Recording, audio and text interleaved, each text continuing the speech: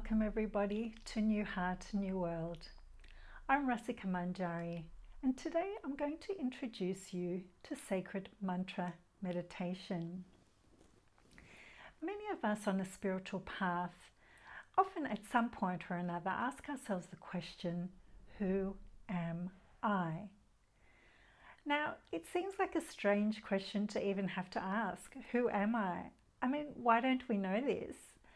We may think at times that we know who we are, but ultimately, many of us on a spiritual journey have a sense that there is actually something more to our identity than what we encounter in our day-to-day lives, so full of duties and obligations and, the quest for survival. So in this quest for the self, the true identity of who am I, we are often confounded in many ways because our lives by nature in this world that we live in today is often very fragmented in a way, and we have been disconnected in so many ways from who we truly are. And this reflects itself in the burden of disease in our society, of mental illness. And the World Health Organization actually tells us that mental illness is actually the greatest burden of disease in our society today, namely, or specifically, depression. So this is symptomatic of a lack of integration of the self, a need for wholeness and completeness in our true identities as human beings, because as reflected in the incredible burden of mental illness on our society, there's something missing. There's something lacking in our connection with ourselves and with each other. So actually, not long ago, I came across a person sporting a t-shirt saying at the front, "Do not disturb." And then on the back, it said, "Already disturbed." Now, this person did actually look quite disturbed, but basically this is where we're at in terms of the fact that we have very limited reserves and resilience in many ways, at many levels. I mean, we're all different and we all manage our challenges in different ways. However, that a sense of inner disharmony that can occur at many levels and at many different intensities at different times in our lives is ultimately there and actually fundamental to being human in these material bodies at this time on our planet. So actually, it's interesting because society rarely encourages us to look within ourselves for answers, for why we feel distressed at times or disturbed, or why we feel dissatisfied in so many ways. We always encourage to look outwards and to try and get satisfaction and happiness from things external to ourselves. And this is seen in the rampant consumerism within the world today. So when we take to a spiritual path, we recognize our need as human beings to look inside, to seek within for that which is ultimately going to deliver us from a state of dissatisfaction of self. Now, I actually came across someone else wearing a t-shirt, another t-shirt, and this time it was a 9-year-old girl. And her t-shirt said, "Don't grow up, it's a trap." And so following on the theme of the fact that we are often so disconnected with ourselves that it leads to symptoms such as mental illness, well, in a way, as we grow older, we become more and more disconnected from that sense of our true identity, and we seem to be somehow more in touch with that as children. So ultimately, we find ourselves here, here we are in these bodies and looking for a sense of satisfaction. And we go about this by, every activity we do in our daily lives. It's trying to achieve a sense of fulfillment, even in the short or even in the long term. So if you're watching this, you are probably a seeker of sorts, and seeking something usually beyond the ordinary. And that is what the one who seeks wholeness in terms of coming to connection with their true identity is, a seeker.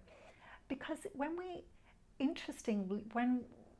we go about our daily lives, our convoluted journeys in the search for happiness often take us to many strange places. However, ultimately, we have to understand that what we seek is actually seeking us. And the interesting thing is that we don't realize that happiness that we seek, which often comes with an understanding of our true identities, is actually so close that we can't even see it. The prize lies within us. Now, the Bhakti Yoga wisdom text, the Bhagavad Gita as it is actually a song, and it's, as the title actually delineates in its translation from the Sanskrit, it actually translates as the Song of God. So the Bhagavad Gita as it is serenades us because it actually leads us to the place where we need to look to find that true satisfaction, because that satisfaction lays nowhere else but within our own hearts. There in our heart, we learn from the wisdom texts of Bhakti Yoga that there in our heart lies two key personalities that are fundamental to our experience of life in this human bodies. And those personalities are our individual souls, the part of us, the aspect of us that animates our human bodies, that makes us alive, that actually gives us our own unique identities and personalities. So that is one personality that resides within our heart, our individual soul. And then, of course, there is the other personality, which is the Supreme Soul, the Divine Soul, also known as the Super Soul, or God, and Krishna, as he is referred to in the Bhakti Yoga texts. So this soul that accompanies our individual souls in our hearts witnesses our every activity and reciprocates with us in the way that we wish to engage with him, with the Super Soul. So this is what the science of self-realization is all about. And Bhakti Yoga is actually a description of the journey towards self-realization, which actually basically is the unification of the individual soul with the Supreme Soul, that divine connection that brings us to an understanding of who we truly are. So when we can achieve this sense of connection and understanding, then all confusion is dissipated, confusion be gone, because we no longer are wondering, who am I, why am I here, what is my purpose in life?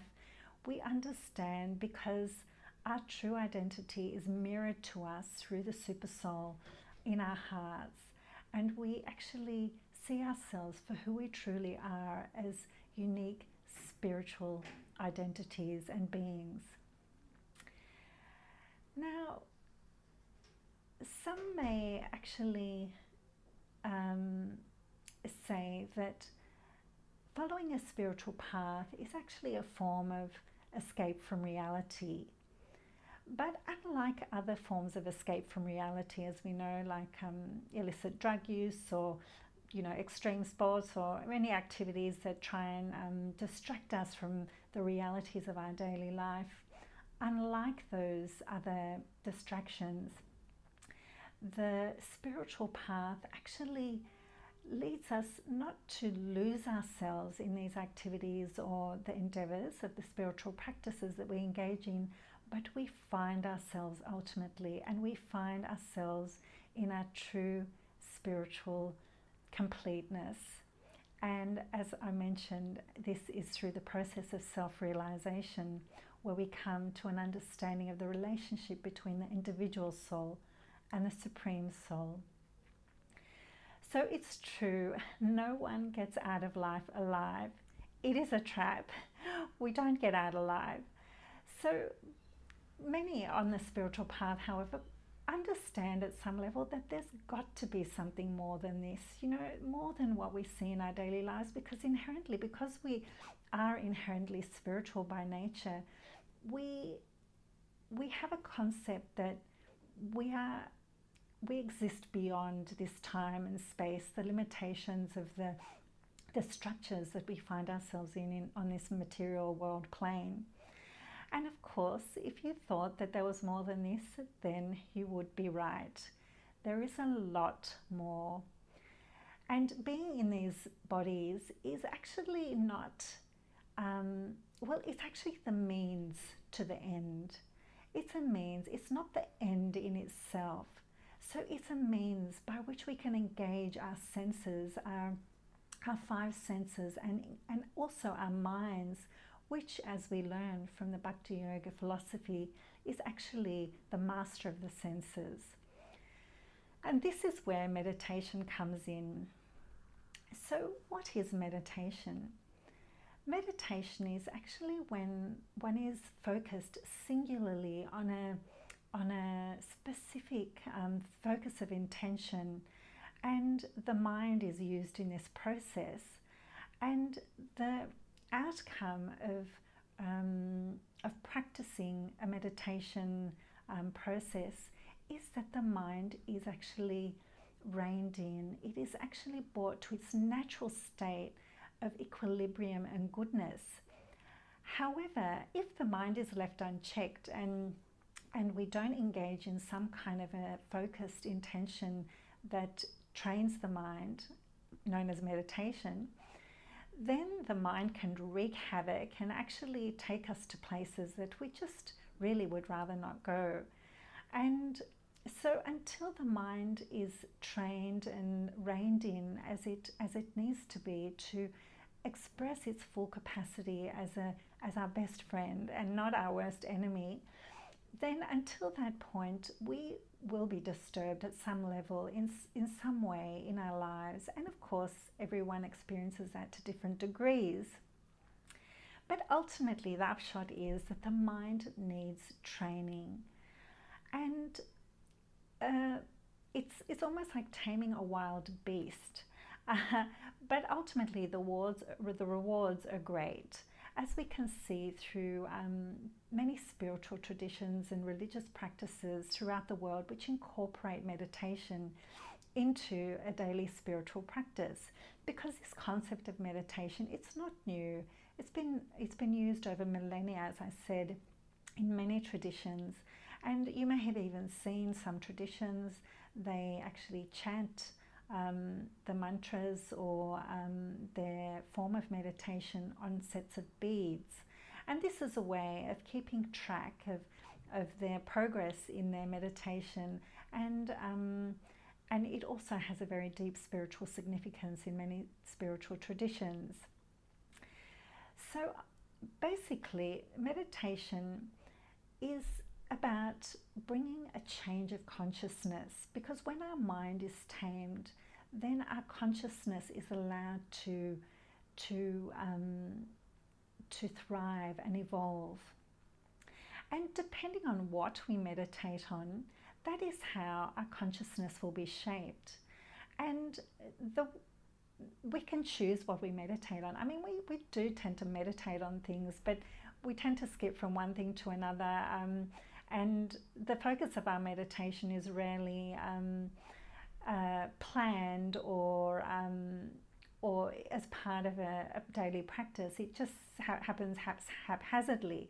So when we make a conscious decision to focus on a specific goal or object of our meditation for a set period of time, then our consciousness is shaped around that focus. And ultimately, when we choose to focus or meditate on something that is uplifting and enlivening, then the ultimate result is that our consciousness is purified. The mind becomes clear, and our thought processes are much less hindered by the abstractions and interferences of daily events. So our thoughts become clear and constructive, and not only that, but our hearts open. Now, I'm going to chant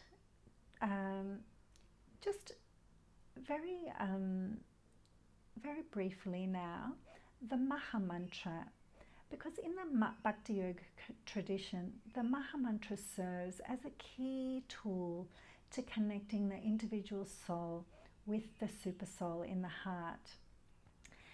And the Maha Mantra actually means, Maha means great, and mantra, of course, mantra means to free the mind. So man means mind, and tra means to liberate. So Maha, great, mantra, liberator of the mind. So I'm going to chant it to you now, and it might be worth just trying to pay attention and even memorizing the mantra, because it is definitely a very useful tool to have in the armamentarium against the distresses of daily life. Hare Krishna, Krishna Krishna, Hare Hare, Hare Rama, Rama Rama, Hare Hare.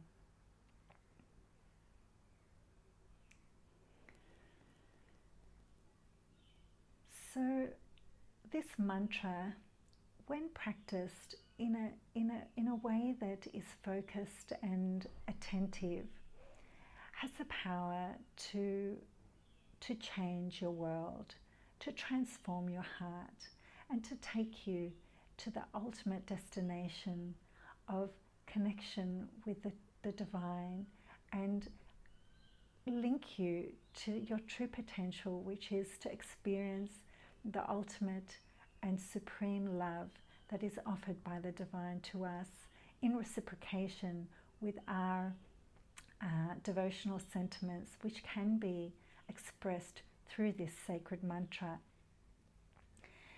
Now, if you'd like to find out more and find out some of the infinite ways this mantra can change your life, then please check out my website, newheart-newworld.com. There you'll find a lot more information on Bhakti Yoga and the sacred Maha Mantra, and the many ways in which you can incorporate it into your life. Now keep your eye out for more videos on some more of the secrets and different topics of Bhakti Yoga. So until then, I wish you all well. Bye for now.